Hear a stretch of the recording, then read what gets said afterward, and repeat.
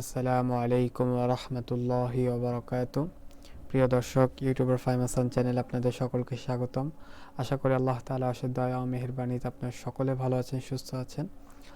So Adobe Illustrator full course Bangla tutorial, এই কোর্সের আজকে 41তম পর্ব। আজকের পর্বে আমরা অ্যাডোবি ইলাস্ট্রেটরে একটি প্রজেক্ট শুরু করেছিলাম লোগো ডিজাইন নিয়ে, এবং আমরা বলেছিলাম লোগো ডিজাইনের অনেকগুলো ক্যাটাগরি রয়েছে। সেই ক্যাটাগরির উপর, প্রতিটা ক্যাটাগরির উপর আমরা আলাদা আলাদা স্পেসিফিক ভিডিও আমরা আপনাদের সামনে উপস্থাপন করবো, আপনাদেরকে উপহার দেওয়ার ট্রাই করবো। ইতিমধ্যে আমরা অনেকগুলো ভিডিও আপনাদেরকে উপহার দিয়েছি। সো যারা চ্যানেলে নতুন ভিজিট করেছেন তাদেরকে বলবো চ্যানেলটিকে সাবস্ক্রাইব করে দিন, ভিডিওতে একটু লাইক করে দিন, এবং কমেন্টে আপনার মূল্যবান মতামত আমাকে শেয়ার করতে পারেন। সো অ্যাডোবি ইলাস্ট্রেটরে আমরা যে লোগো ডিজাইনের প্রজেক্ট নিয়ে কাজ করা শুরু করেছিলাম, সেই প্রজেক্টে ইতিমধ্যে আমরা দুটি ক্যাটাগরির উপর কাজ করেছি। একটি হলো লেটার লোগো ডিজাইন, আর একটি হলো নাম্বারস লোগো ডিজাইন। আজকে আমরা কোম্পানি লোগো ডিজাইন নিয়ে বেসিক কিছু ধারণা বা জ্ঞান অর্জন করব, যেগুলো আমাদের লোগো ডিজাইন করার ক্ষেত্রে খুবই গুরুত্বপূর্ণ। সো আমরা যদি গুগল ক্রোম ব্রাউজারে চলে আসি, এখানে আমি লিখলাম company logo design, company logo design লিখে যদি আমি সার্চ করি, তাহলে আমার কাছে দেখবেন হিউজ পরিমাণে লোগো ডিজাইন চলে এসেছে। এখন এই লোগো ডিজাইন নিয়ে আপনাদের সাথে আমি কিছু গুরুত্বপূর্ণ টিপস অ্যান্ড ট্রিক্স শেয়ার করব। এতে আমরা আগে যে ভিডিওগুলো আলোচনা করব সেগুলো আপনাদের বুঝতে এবং ডিজাইন নিয়ে কাজ করতে, অর্থাৎ লোগো ডিজাইন নিয়ে কাজ করতে আপনাদের অনেকটাই ইজি ফিল হবে। আপনাদের মনে হবে হ্যাঁ, লোগো ডিজাইন করাটা অনেকটা ইজি, এতটাও কঠিন না। সো লোগো ডিজাইন, আমি এখানে কোম্পানি লোগো ডিজাইন নিয়ে আজকে কথা বলবো। এবং কোম্পানি, আমি যেহেতু ইতিমধ্যে দুইটা ক্যাটাগরি শেষ করেছি, আজকে এই ক্যাটাগরিটা নিয়ে আজকে শুরু করেছি। সো এই ক্যাটাগরিটা অনেক বড় একটি ক্যাটাগরি। কোম্পানির লোগো ডিজাইনটা অনেক বড় একটি ক্যাটাগরি। প্রতিটা কোম্পানির নিজের পার্সোনাল ব্র্যান্ডের লোগো ডিজাইন থাকে, কারণ একটা কোম্পানির লোগো সেই কোম্পানির আইডেন্টিটি বহন করে। সেই কোম্পানির লোগোটা যদি মানুষ বুঝতে পারে যে কোম্পানির লোগোটা ডিজাইনের মধ্যে, প্রতিটা কোম্পানির লোগো ডিজাইনের মধ্যে মেসেজ লুকানো থাকে, তার কোম্পানির কিছু মেসেজ লুকানো থাকে, হয়তো অনেকে বুঝে অনেকে বুঝে না, বাট প্রতিটা লোগোর মধ্যে সেই কোম্পানির মেসেজ লুকানো থাকে। সো এই মেসেজ কিভাবে দেওয়া হয়, কিভাবে লোগো ডিজাইনের মধ্যে সেটিকে ফুটিয়ে উঠানো হয়, এবং লোগো ডিজাইনটি কিভাবে একটি ব্র্যান্ডের জন্য কেন গুরুত্বপূর্ণ, কী কী কারণে গুরুত্বপূর্ণ, লোগো ডিজাইনটি কীভাবে সেই ব্র্যান্ডের জন্য, কোনো ব্র্যান্ডের জন্য আমরা কীভাবে একটি লোগো ডিজাইন তৈরি করতে পারি, এসব বিষয় নিয়ে আজকে আলোচনা করব। সো ভিডিওটি শেষ পর্যন্ত দেখবেন। লোগো ডিজাইন করার জন্য কয়েকটি টিপসের মধ্যে নাম্বার 1 টিপস হলো, আপনার যে কোনো লোগো ডিজাইন আপনি তৈরি করেন না কেন, এখানে দেখতে পাচ্ছেন হিউজ পরিমাণে লোগো ডিজাইন রয়েছে, কিন্তু এতগুলো লোগো ডিজাইনের মধ্যে আপনার মাথায় একটি জিনিস কাজ করবে, যে লোগো ডিজাইনের ফার্স্ট যে থিংটা হবে সেটি হবে, লোগো ডিজাইনটি হতে হবে ইজি টু রিমেম্বার। আপনার লোগোটি যদি ইজি টু রিমেম্বার না হয়, তাহলে আপনার লোগো ডিজাইনটি বাজে। যেমন এখানে একটি লোগো ডিজাইন দেখছেন, এটির থেকে আমরা আগে যে লোগো ডিজাইনটি দেখেছি, এটি কিন্তু সবচেয়ে বেশি চোখে ফুটে ওঠে। এবং আমি যদি আপনাদেরকে একটি বড় কোম্পানি লোগো ডিজাইন যদি দেখাই, যেমন আমরা যদি অ্যাপেল কোম্পানিকে আমরা সকলে চিনি,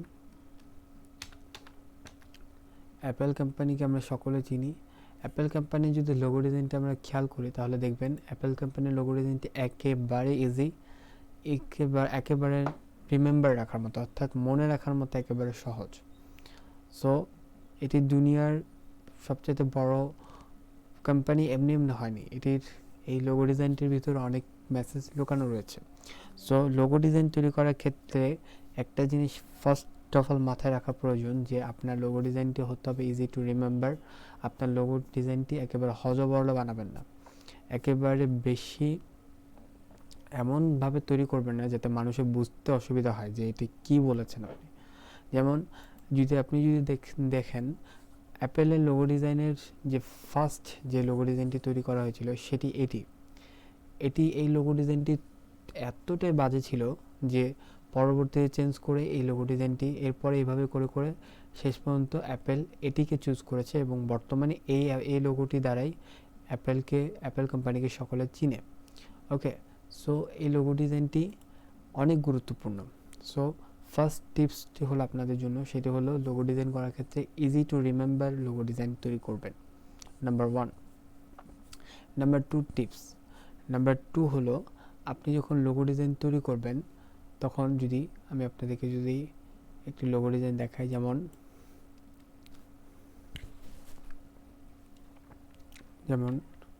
আপনাদেরকে যদি আমি কোকা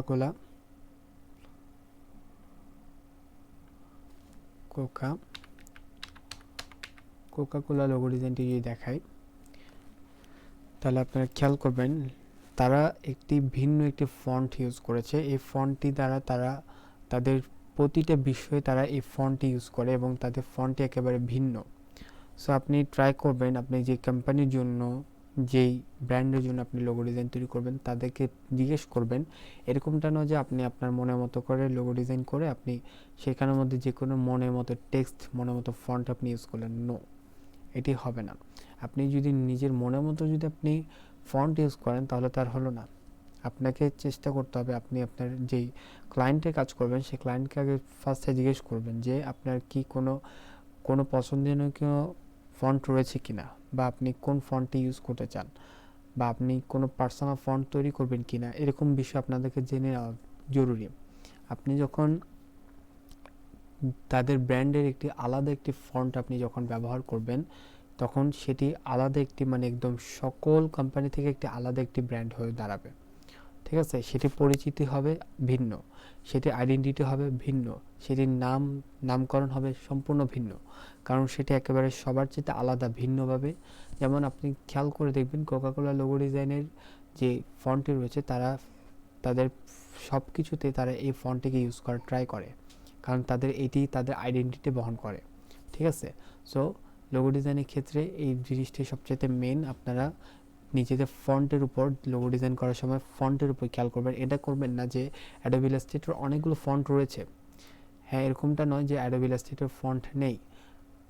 অ্যাডোবি ইলাস্ট্রেটর অনেকগুলো ফন্ট রয়েছে। যদি আমি অ্যাডোবি ইলাস্ট্রেটরে চলে এসেছি, এখানে যদি আপনাদেরকে দেখাই তাহলে এখানে ফন্টের মধ্যে ক্লিক করলে দেখবেন হাজার হাজার হিউজ পরিমাণে ফন্ট রয়েছে, বাট আপনারা কখনোই এই ফন্টগুলো ইউজ করবেন না। আপনারা চেষ্টা করবেন ভিন্ন ফন্ট ডাউনলোড করে ইনস্টল করে সেটিকে ব্যবহার করার। ক্লায়েন্ট যদি চায় যে তারা কোনো প্রিমিয়াম ফন্ট ইউজ করবে, অর্থাৎ ভিন্ন একটি ফন্ট ইউজ করবে, তাহলে তাদের থেকে আপনি বলতে পারেন যে হ্যাঁ আপনি তাহলে সেটিকে পারচেস করে আমাকে দেন, আমি সেটি আপনার লোগো ডিজাইনে ইউজ করব। ওকে, এটা হলো নাম্বার 2 পয়েন্টস, নাম্বার 2 টিপস আপনাদের জন্য লোগো ডিজাইন করার ক্ষেত্রে আপনারা একেবারে ইউনিক ফন্ট ইউজ করবেন। ওকে, এবার নাম্বার 3 যে টিপসটি আপনাদেরকে দিব এবং ফাইনাল টিপস যেটা আপনাদেরকে দিব লোগো ডিজাইনের ক্ষেত্রে সেটি হলো আপনার লোগো ডিজাইনটি, আপনার যখন কোনো ক্লায়েন্টের লোগো ডিজাইন করবেন তাকে জিজ্ঞেস করে নেবেন যে আপনি কোন কালার ইউজ করতে চান। যেমন আপনি খেয়াল করে যদি দেখেন কোকাকোলা লোগো ডিজাইনটির যে কালারটি রয়েছে সেটি হলো রেড, এবং তারা প্রতিটা বিষয়ে তারা রেড কালার ইউজ করে থাকে। যদি আপনি খেয়াল করে থাকেন, যেমন আমি যদি একটি অন্য কোম্পানি যদি আপনাকে দেখাই,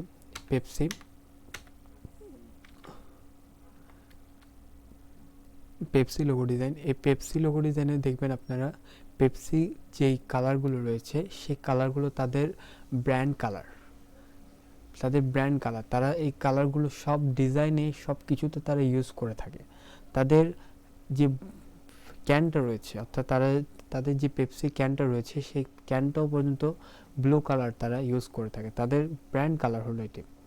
ওকে, সো ব্র্যান্ড কালারটার প্রতি আপনারা খেয়াল রাখবেন। আপনি যে ক্লায়েন্টের কাজ করবেন সেই ক্লায়েন্টকে জিজ্ঞেস করে নিতে পারেন যে আপনি কোন কালারটা ইউজ করতে চাচ্ছেন, কারণ সেই কালারটি হতে হবে ইউনিক, সেই কালারটি সকল জায়গায় ব্যবহারের যোগ্য হতে হবে। এমনটা না যে এমন কালার ইউজ করলেন যেটি কোনো জায়গায় ব্যবহার করলে মানাবেই না। আপনাকে এমন কালার চুজ করতে হবে যে কালারটি সকল জায়গায় মানাবে, ফুটে উঠবে। ওকে, সো আপনি আপনার পার্সোনাল যদি কোনো লোগো ডিজাইন তৈরি করেন তাহলে সেখানে ট্রাই করবেন সেই লোগো ডিজাইনের কালারটাকেও একটু প্রাধান্য দেওয়ার, কারণ আপনি যখন একটি সুন্দর একটি প্রফেশনাল লোগো ডিজাইন তৈরি করবেন, সেটি কালার যখন একটু প্রফেশনাল হবে এবং সেটি কালার যখন একটু ভালো কালার হবে, তখন যে কোনো ডিজাইনে সে কালারগুলো অ্যাপ্লাই করলে, যে কোনো বিষয়ে সে কালারগুলো অ্যাপ্লাই করলে, তাহলে আপনার একটি আইডেন্টিটি বহন করে। কালারও আপনার একটি আইডেন্টিটি বহন করে। আপনার পেপসি লোগো ডিজাইনের যে লোগোর যে কালারটি রয়েছে, সেটি যে কোনো জায়গায় ইউজ করলে হ্যাঁ বলে দেওয়া যায় যে এটি পেপসি লোগো ডিজাইনের, অর্থাৎ পেপসির এটি যে কোনো জিনিস। ওকে, পেপসি কোম্পানি এটি লিফলেট বা এটি পোস্টার এরকম বলতে পারে, কারণ তাদের এটি কালার, তাদের আইডেন্টিটি বহন করে। সো আপনাদের জন্য লাস্ট এবং ফাইনাল যে 3rd নাম্বার টিপস, সেটি হলো আপনারা কালারের ক্ষেত্রে একটু মনোযোগী হবেন এবং কালারটি এমন কালার ইউজ করবেন যেটি সব জায়গায় ব্যবহার করার যোগ্য। ওকে, সো আজকের ভিডিওটি এ পর্যন্ত। আপনাদেরকে আজকে ভিডিওতে আমি 3টে প্রো টিপস আপনাদেরকে দিলাম লোগো ডিজাইন করার ক্ষেত্রে।